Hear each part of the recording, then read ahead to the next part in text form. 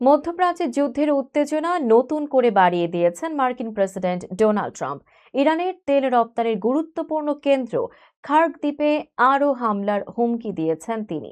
তার ভাষায়, হয়তো মজা করি, আমরা এটিকে আরও কয়েকবার আঘাত করতে পারি।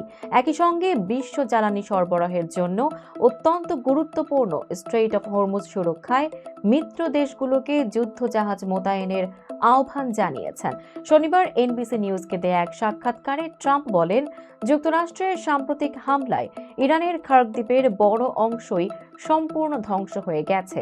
তবে প্রয়োজন হলে দ্বীপটিতে আরও কয়েকবার আঘাত হানার সম্ভাবনাও উড়িয়ে দেননি তিনি। হয়তো মজা করি, আমরা এটিকে আরও কয়েকবার আঘাত করতে পারি, বলেন ট্রাম্প। ট্রাম্পের এই মন্তব্য মধ্যপ্রাচ্যের উত্তেজনা আরও বাড়িয়ে দিয়েছে, কারণ এর আগে তিনি বলেছিলেন যুক্তরাষ্ট্র কেবল খার্ক দ্বীপের সামরিক স্থাপনাগুলোই লক্ষ্যবস্তু করছে।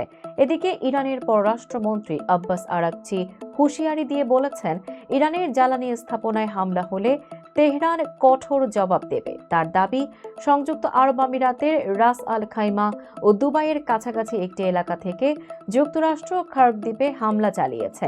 যদিও এই বিষয়ে মন্তব্য করতে অস্বীকৃতি জানিয়েছে ইউনাইটেড স্টেটস সেন্ট্রাল কমান্ড। এরই মধ্যে ইরানের ইসলামী বিপ্লবী গার্ড বাহিনী জানিয়েছে, তারা ইসরায়েল ও অঞ্চলে যুক্তরাষ্ট্রের 3টি ঘাঁটিতে ক্ষেপণাস্ত্র ও ড্রোন হামলা চালিয়েছে। বিশ্বের মোট তেল পরিবহনের প্রায় 1/5 যেই হরমুজ প্রণালী দিয়ে যায়, সেই পথের নিরাপত্তা নিয়ে এখন বাড়ছে বৈশ্বিক উদ্বেগ। বিশ্লেষকদের মতে, এই জলপথে বড় ধরনের অস্থিরতা দেখা দিলে বিশ্ব জ্বালানি বাজারে বড় ধাক্কা লাগতে পারে।